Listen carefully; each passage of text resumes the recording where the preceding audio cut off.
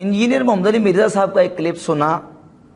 جس کا عنوان تھا کہ نبی صلی اللہ علیہ وآلہ وسلم نے خودکشی کرنے کی کوشش کی۔ اس کا ٹائٹل جو بنایا ہے، ٹائٹل میں ایک طرف پھانسی کا پھندا بنایا ہے، پھانسی کا پھندا بنا کے پھر صحیح بخاری کی تصویر اور ساتھ اپنی تصویر دی ہے، اور مرزا صاحب نے منکرین حدیث کے اعتراض کا اس میں جواب دیا ہے۔ دراصل بات یہ ہے کہ صحیح بخاری میں ایک روایت امام بخاری رحمۃ اللہ علیہ لے کے آئے ہیں، روایت کا نمبر ہے 4982، جس میں اس روایت کا مضمون اور مفہوم یہ ہے کہ نبی کریم صلی اللہ علیہ وآلہ وسلم کی ذات اقدس پہ کچھ عرصہ وحی رکی رہی، تو حضور علیہ الصلوۃ والسلام نے اس غم کی وجہ سے کئی بار اپنے آپ کو پہاڑ کی چوٹی سے گرانے کی کوشش کی۔ اب یہ منکرین حدیث کا اس پہ ایک بہت بڑا اعتراض ہے کہ دیکھیں یہ اللہ کے نبی علیہ الصلوۃ والسلام سے اس طرح کا فعل کیسے سرزد ہو سکتا ہے، اور پھر وہ کہتے ہیں یہ فعل اس طرح کا جو ہے وہ قرآن کے خلاف ہے، اور خودکشی تو کفر ہے، اور یہ تو ایک کفریہ عمل اللہ کے نبی علیہ الصلوۃ والسلام کی طرف منسوب کیا گیا۔ الغرض وہ بہت ساری جو ہے نا وہ باتیں کرتے ہیں، اور ان میں سے سر فہرست سعید ملتانی دیوبندی جس نے کتاب لکھی ہے قرآن مقدس اور بخاری محدث، اس نے جگہ جگہ پہ مختلف عنوانات قائم کر کے امام بخاری رحمۃ اللہ پہ کیچڑ اچھالا ہے، اور کہا ہے کہ امام بخاری نعوذ باللہ گستاخ رسول ہیں، اور صحیح بخاری میں امام بخاری نے بہت سارے مقامات پہ نبی کریم علیہ الصلوۃ والسلام کی شان میں توہین اور گستاخیاں کی ہیں۔ اب مرزا صاحب نے صحیح بخاری کے اس روایت کے حوالے سے امام بخاری رحمۃ اللہ کی صفائی پیش کی ہے، اور اس روایت کے حوالے سے بیان کیا ہے کہ یہ اس روایت کی جو اسنادی حیثیت وہ کیا ہے۔ میرے بیان کرنے کا مقصد یہ ہے کہ جس طرح سعید ملتانی نے صحیح بخاری پر جو الزامات گستاخی رسول کے اور اہانت رسول کے لگائے ہیں، اسی طرح مرزا جیرمی نے اہل سنت کے اکابر جو اولیاء صوفیہ ان کی کتابوں پر توہین رسالت کے اور گستاخی کے الزامات لگائے ہیں، جن میں سر فہرست سیدنا علی بن عثمان حجویری داتا گنج بخش رحمۃ اللہ کی کتاب کشف المحجوب ہے۔ آپ مرزا صاحب کہتے ہیں کہ اس میں جو داتا صاحب رحمۃ اللہ علیہ نے سکر و صاحب کی بات کی ہے، اور کشف المحجوب میں سیدہ زینب رضی اللہ تعالیٰ عنہ کے حوالے سے جو واقعہ بیان کیا گیا ہے، اشارہ کیا ہے داتا صاحب رحمۃ اللہ علیہ نے، یہ اللہ کے رسول علیہ الصلوۃ والسلام کی صریح توہین ہے، گستاخی ہے، لہذا اس کتاب کو چوراہے میں رکھ کے آگ لگا دینی چاہیے۔ اچھا یہ گستاخی ہے، اس کو چوراہے میں رکھ کے آگ لگا دینی چاہیے، اور صحیح بخاری میں یہ جو خودکشی کرنے کا واقعہ ذکر کیا گیا ہے، یہ بھی آپ کے بقول مرزا صاحب نے اس کلپ میں ماننا ہے کہ یہ گستاخی ہے، اور علنان ممبروں پہ کہا جائے کہ یہ فسادی کتابیں ہیں تبدیل ہوئی بھی، اور ان کو چوک میں رکھ کے آگ لگائی جائے۔ خالی کہے کہ جان نہیں چھوٹے گی، کتابوں کے نسخے واپس لیں۔ بات یہ کہ واقعتاً یہ یعنی گستاخانہ چیز ہے، پیغمبر کے بارے میں یہ امیجن نہیں کیا جا سکتا کہ وہ خودکشی کی کوشش کریں۔ یہ صحیح بخاری میں جو حدیث ہے نا، یہ حدیث کے الفاظ جو ہے نا یہ متصل سند کے ساتھ نہیں ہے۔ نبی کریم علیہ السلام کی اس میں گستاخی ہے، توہین ہے، تو آپ کے بقول یہ گستاخی اور توہین ہے، اور جس کتاب میں اس طرح کی گستاخی اور توہین آ جائے تو اس کو چوراہے میں رکھ کے آگ لگا دینی چاہیے، اور اس کو جو ہے وہ آپ کہتے ہیں کہ اس کی پبلشنگ بند کر دینی چاہیے، اس کو پبلش نہیں کرنا چاہیے۔ اگر یہ فیصلہ آپ نے کشف المحجوب کے بارے میں دیا ہے تو اسی ضابطے سے یہ فیصلہ پھر صحیح بخاری کے بارے میں بھی دیں۔ حالانکہ یہ فیصلہ نہیں دیا، بلکہ وہاں جان چھڑا کے مرزا صاحب بھاگے ہیں اور کہا کہ نہیں جی وہ جو صحیح بخاری میں روایت آئی ہے وہ متصل نہیں ہے، بلکہ وہ مرسل روایت ہے، امام زہری کے جو مرسلات ہیں ان میں سے ہے۔ حالانکہ پیچھے سند کے ساتھ امام بخاری نے پوری سند کے ساتھ روایت کی ہے، مرسلن نہیں کی ہے، سند کے ساتھ کی ہے۔ ہاں آگے یہ ہے کہ فیما بلغنا کے الفاظ جو ہیں اس سے امام ابن حجر اسقلانی رحمۃ اللہ علیہ نے جو نقطہ اٹھایا اور یہ کہا کہ یہ جو امام زہری کے مرسلات میں سے ہے، تو مرسل ہے، موصول نہیں ہے، یہ جو نا وہ مرسل ہے۔ تو مرسل کہہ کے مرزا صاحب نے جان چھڑا کے بھاگنے کی کوشش کی ہے۔ 2 منٹ کے لیے اگر یہ روایت مرسل ہے، امام زہری کے مرسلات میں سے ہے، تو تب بھی امام بخاری تو لے کے آ رہے ہیں نا، امام بخاری اس کو تردیدن لے کے آ رہے ہیں کہ تائیدن لے کے آ رہے ہیں؟ تردید کر رہے ہیں اس روایت کی، ان جملوں کی، یا کہ تائید کر کے لے کے؟ ظاہر ہے کہ جو صحیح بخاری لکھ رہے ہیں وہ تردید تو نہیں کر رہے نا، امام بخاری رحمۃ اللہ تو اس جملے کو اور پورے سے جو قضیے کو لے کے آ رہے ہیں۔ تو اس میں اگر یہ گستاخی رسول ہے تو پھر امام بخاری بھی مجرم بنتے ہیں اور امام ابن شہاب زہری بھی مجرم بنتے ہیں۔ اگر کشف المحجوب کے بارے میں آپ کہتے ہیں کہ اس کو چراہے میں رکھ کے آگ لگا دینی چاہیے اور اس کو پبلش نہیں کرنا چاہیے، اس کو بند کر دینا چاہیے، تو اب بابی نہ بنے، اب یہ فیصلہ صحیح بخاری کے بارے میں سنا کے دکھائے ہیں ذرا، نہیں سنائیں گے۔ اور صرف یہیں تک نہیں بلکہ صحیح بخاری اور خود مرزا کے بیان کے مطابق امام بخاری رحمۃ اللہ کی جو کتاب الادب المفرد اس میں وہ روایت موجود ہے جس میں مرزا صاحب نے بار بار کہا امام حسن بصری کی ان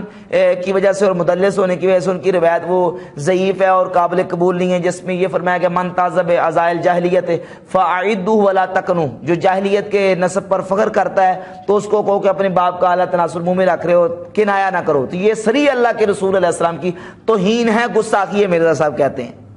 تو بھئی توہین اور گستاخی ہے تو یہ دیکھیں کہ اس کو روایت کو نقل کس نے کیا ہے، باقاعدہ باب قائم کر کے اس باب کے تحت کون لے کے آیا ہے؟ امام بخاری لے کے الادب المفرد میں روایت نمبر 991 صفحہ نمبر 261 یہ روایت امام بخاری رحمۃ اللہ لے کے، ناصر الدین البانی نے اس کو صحیح کہا ہے اور دیگر وہابیوں کے بڑے بڑے محققین نے اس روایت کو صحیح کہا ہے، اور مرزا صاحب کہتے ہیں کہ اس روایت کو صحیح مان کے بے ایمان ہو جاؤ، یعنی جو اس کو صحیح مانتا ہے وہ بے ایمان ہوگا، تو ناصر الدین البانی تو اس کو صحیح مانتا ہے، لہذا تمہارے قاعدے کلیے کے مطابق وہ کیا ہو گیا؟ بے ایمان۔ تو اب اپنے بنائے ہوئے ضابطے کے مطابق کہ جس کتاب میں اللہ کے رسول علیہ الصلوۃ والسلام کی توہین میں کوئی بات آ جائے وہ آگ لگا دینے کے قابل ہے، چورائے اور چرسے پہ رکھ کے اس کو آگ لگا دینی چاہیے، تو امام بخاری کی کتابوں کے بارے میں تو خود اب کہہ چکے کہ یہ گستاخانہ روایات ہیں، اس میں اللہ کے نبی علیہ السلام کی توہین اور گستاخی ہے، خودکشی کرنے والی روایت میں بھی، اور یہ جو من تعذب عزائل جاہلیت ہے، جو اپنے جاہلیت کے نسب پر فخر کرے، یہ بھی آپ کہتے ہیں یہ گستاخی اور توہین ہے۔ تو یہ تو امام بخاری کی کتابوں میں موجود ہے، نہ صرف یہ موجود ہے بلکہ اس سے بڑھ کر اور بہت ساری روایات ہیں، جس طرح صحیح بخاری میں روایت نمبر 1582 ہے، نبی کریم علیہ الصلوۃ والسلام کے تہمت اتارنے کا اور حضور علیہ السلام کے نعوذ باللہ برہنہ ہونے کا واقعہ صحیح بخاری میں موجود ہے۔ صحیح مسلم میں 771 نمبر روایت ہے۔ اب یہ ساری روایتیں جو ہے میں اس روایت کی طرف نہیں جاتا، ان پر الزامات اعتراضات ہیں، آپ کے بنائے قاعدے کلیے کے مطابق یہ جو آپ کا قاعدہ کلیہ ہے کہ جس کتاب میں کوئی اس طرح کی چیز آ جائے اس کو آگ لگا دینی چاہیے، تو پھر آپ کشف المحجوب کو صرف آگ لگانے کا فتویٰ نہ دیں، ہمت کریں اور بابی نہ بنے اور یہ فتویٰ ان کتابوں کے بارے میں دے کے دکھائے ہیں ذرا، لیکن ایسا نہیں ہوگا۔ اب ان کا صحیح محل کیا ہے، ان کی تعویلات کیا ہیں، یہ ایک الگ مسئلہ ہے۔ اور پھر وہ جو امام زہری کے حوالے سے کہ یہ مرسلات میں سے، یہ متصل سند کے ساتھ بھی امام محمد بن سعد جو ہیں المتوفیٰ 230 ہجری، امام بخاری رحمۃ اللہ سے پہلے ان کا وفات ہوئی ہے، الطبقات الکبریٰ کی جو پہلی جلد ہے اس کے صفحہ نمبر 94 پہ متصل سند کے ساتھ اس کو سیدنا عبداللہ بن عباس رضی اللہ تعالیٰ عنہ سے اس واقعے کو لے کے آئے۔ تو اب یہ ساری توہین رسالت اور گستاخی ہے، تو پھر یہ ساری کتابیں جو یہ آپ کے قاعدے قانون کی روشنی میں نعوذ باللہ آگ لگا دینے کے اور جلا دینے کے قابل ہیں۔ یہ صرف فتویٰ کشف المحجوب کے لیے ہے کہ باقی ساری کتابوں کے لیے بھی ہے، یا کہ صرف اولیاء اللہ اور صالحین اور صوفیاء سے لوگوں کو بدزن کرنے کے لیے آپ یہ ڈونگرے چاہ رہے ہیں؟ تو پتہ چلا کہ آپ علمی کتابی نہیں ہیں بلکہ آپ کیا ہیں؟ بابی ہیں، اور بابوں کا دفاع کرتے ہیں، اور ایک موڑ پہ آ کے بابوں کا دفاع آپ کرتے ہیں۔ یعنی اگر سیدنا داتا گنج بخش رضوی رحمۃ اللہ علیہ نے کشف المحجوب میں سیدہ زینب رضی اللہ عنہ کے حوالے سے جو واقعہ تفاسیر میں موجود ہے وہ نقل کیا ہے، تو آپ کہتے ہیں اس کو آگ لگا دینی چاہیے۔ اور دیکھیں جی اتنی بڑی اللہ کے رسول علیہ السلام کی گستاخی ہے، حالانکہ وہی واقعہ جو داتا صاحب نے بیان کیا ہے وہ تو اشارہ کیا داتا صاحب نے، اور وہ بھی اپنی طرف سے واقعہ بیان نہیں کیا، بلکہ انہوں نے صحب و سکر کے حوالے سے جو گفتگو کی ہے اس میں دو موقف بیان کیے، تیفوریہ کا اور جنیدیہ کا۔ سیدنا تیفور بن عیسیٰ باجی بستامی رحمۃ اللہ، جن کو حافظ ذہبی نے سیر اعلام النبلاء میں لکھا ہے سلطان العارفین، سلطان العارفین سیدنا تیفور ابن عیسیٰ باجی بستامی رحمۃ اللہ، ان کے حوالے سے ان کا موقف اور ان کے موقف پر دلائل لکھے ہیں کہ وہ کہتے ہیں سکر افضل ہے، یعنی غلبہ محبت حق تعالی، غلبہ محبت اب سکر کا معنی یہاں نشہ مدہوشی اور بے ہوشی نہیں ہے، بلکہ داتا صاحب نے معنی بھی بیان کر دیا کہ تیفور بن عیسیٰ فرقہ تیفوریہ کا یہ نظریہ ہے کہ سکر افضل ہے، اور وہ یہ ہے غلبہ محبت حق تعالیٰ، اور اس کے تحت یہ واقعہ بیان کر دیا۔ اپنا موقف نہیں، اپنا موقف وہ کہتے ہیں میرا موقف جنیدیہ والا ہے، جو جنیدیہ کا موقف وہ کہتے ہیں کہ صاحب افضل ہے، میں بھی صاحب کو افضل کہتا ہوں، لیکن واقعہ ایک اشارہ کر دیا، اور وہ واقعہ صرف داتا صاحب نے اشارہ نہیں کیا بلکہ مرزا جیلمی بھی اور خود ان کے جو روحانی پیشوا ہیں زبیر علی زئی نے، یہ امام ابو جعفر محمد بن جریر طبری ہیں، ان کو امام اہل سنت لکھا ہے،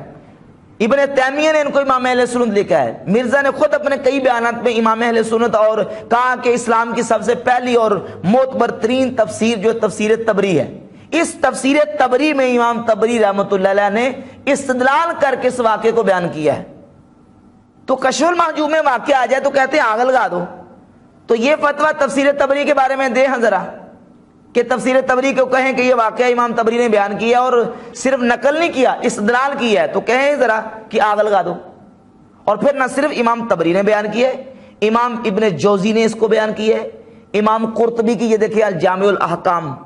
یہ تفسیر قرطبی اس میں بیان کیا ہے، روح المعانی میں امام علامہ علوسی نے بیان کیا ہے، امام ابن جوزی نے زاد المسیر میں بیان کیا ہے، اور اہل تشیع کی جو معتبر تفاسیر ہیں یہ دیکھیں، منہج الصادقین ہے فتح اللہ کاشانی کی، اس میں بھی اس نے واقعہ بیان کیا ہے، یہ علامہ طبرسی کی مجمع البیان ہے، اس میں بھی اس نے پورا واقعہ بیان کیا ہے، اور یہ تفسیر قمی ہے علامہ قمی کی، بہت بڑے مشہور ان کے عالم ہے شیعہ کے، اس نے بھی اس واقعے کو بیان کیا ہے، اور تقریباً مفسرین نے اس واقعے کو بیان کیا۔ تو یہ سارے کے ساری کتابیں جو ہے نا وہ آگ لگا دینے کے قابل ہیں، یہ سارا کے سارا جو کشف المحجوب کے بارے میں فتویٰ دے رہے ہیں ان کے بارے میں دیں ذرا، ٹھیک ہے نا جی۔ تو یہ سارے کا سارا جو انہوں نے ڈونگ رچایا ہوا ہے وہ صرف اولیاء اللہ کے خلاف لوگوں کو بھڑکانے کے لیے اور صوفی کرام علیہم الرضوان سے لوگوں کو بدظن کرنے کے لیے۔ پھر جب ہم کہتے ہیں نا کہ جو بات کسی کتاب میں کوئی غلط یا کمزور آتی ہے تو اس کو چھوڑ دو، جو صحیح چیز ہے اس کو لے لو، تو مرزا صاحب کہتے ہیں کہ پھر صحیح بھی کیوں لیں، اس سے صحیح ہم قرآن سے لیں گے حدیث سے لیں گے، تو بھائی مرزا صاحب قرآن کے بعد جس کو آپ صحیح مانتے ہیں صحیح بخاری کو، آپ کے بقول اس میں گستاخی رسول موجود ہے، تو پھر منکرین حدیث کو کیا جواب دیں گے؟ وہ کہیں گے ہم پھر بخاری سے بھی کیوں لیں، ہم صحیح قرآن سے لیں گے، پھر ہم کس سے لیں گے؟ قرآن سے لیں گے، بخاری سے کیوں لیں پھر؟ کیونکہ بخاری میں تو آپ کے بقول اللہ کے نبی علیہ الصلوۃ والسلام کی گستاخیاں اور توہینیں موجود ہیں۔ اور پھر یہاں مرزا صاحب آخری جواب یہ دیتے ہیں کہ دیکھیں جی بخاری مسلم کے صحیح ہونے پر جو ہے نا وہ اجماع امت ہو چکا ہے، حالانکہ یہ بات بھی بالکل سرے سے غلط ہے۔ اجماع امت کہاں ہے؟ امت کا اجماع تو مطلب ساری امت مانتی ہے کہ یہ صحیح کتابیں ہیں، ساری امت کہاں مانتی ہے؟ شیعہ مانتے ہیں؟ شیعہ کب مانتے ہیں؟ شیعہ تو بخاری شریف کو نعوذ باللہ، میں بیان سنا سکتا ہوں شیعہ علماء کے، حسن اللہ یاری کو سن لیں، وہ تو بخاری شریف کو بخاری بدماش کہتا ہے نعوذ باللہ الیاذ باللہ تعالی، مسلم شریف کو نعوذ باللہ مسلم بدماش کہتا ہے الیاذ باللہ۔ وہ کہاں مانتے ہیں؟ وہ تو مانتے ہیں اصول کافی کو، فروع کافی کو، الاستبصار کو، من لا یعذر الفقیہ کو، تہذیب الاحکام کو، ان کتابوں کو مانتے ہیں۔ بخاری مسلم کو وہ کب مانتے ہیں؟ لہذا اجماع والی بات نہیں ہے۔ اور پھر اگر اہل سنت کے اجماع کی بات اب کرتے ہیں تو وہ اہل سنت کا اجماع ان کتابوں کے 100% 100% صحیح ہونے پر کس صدی میں ہوا ہے؟ ذرا بتائیں مجھے، کہاں لکھا کہ ان کتابوں کی ہر جو بات ہے وہ 100% صحیح ہے؟ اور یہ اجماع جو ہوا ہے کس صدی میں، کس نے کہا ہے، کہاں لکھا ہے؟ کوئی بات بھی نہیں ہے۔ ایسے اپنی طرف سے تحکم اور سینہ زوری کے ساتھ اجماع بنائے بیٹھے ہیں۔ حالانکہ صحیح بخاری میں بہت ساری جو معلق روایات ہیں، تعلیقاً لے کے ضعیف روایات ہیں، اور خود مرزا بھی مان گئے کہ اس میں جو امام ابن شہاب زہری کی جو مرسل روایت ہے وہ نبی کریم علیہ السلام کی گستاخی ہے، بے ادبی ہے۔ تو اور پھر بات یہ بھی ہے کہ اگر صحیح بخاری اور مسلم کے بارے میں محدثین نے اتفاق کیا ہے 6 7ویں صدی میں، اگر کر بھی لیا ہے اتفاق کہ اس کی متصل جو سندیں ہیں وہ صحیح ہیں ساری کی ساری، تو آپ کو 6 صدی اور 7ویں صدی کا اتفاق امام ابن صلاح یا دیگر علماء نے جو لکھا ہے وہ اگر آپ کو قبول ہے تو جو امت کا، اہل سنت کا، ائمہ اربعہ کے مجتہدین کی تقلید پر اتفاق ہو چکا ہے، وہ آپ کو قبول کیوں نہیں ہے؟ بلکہ تقلید پر تو پوری امت کا اجماع ہو چکا ہے۔ یعنی سنی شیعہ سارے متفق ہیں کہ غیر مجتہد کو مجتہد کی تقلید کرنا واجب ہے. شیعہ بھی متفق ہیں, سنی بھی متفق ہیں. شیعہ بھی کہتے ہیں کہ جو مجتہد نہیں ہے اس کو کسی مجتہد کی تقلید کرنا واجب ہے. سنی بھی کہتے ہیں, شافعی, مالکی, حنفی, حنبلی سارے کہتے ہیں کہ جو مجتہد نہیں ہے غیر مجتہد کو مجتہد کی اجتہادی مسائل میں تقلید کرنا کیا ہے؟ واجب ہے, ضروری ہے.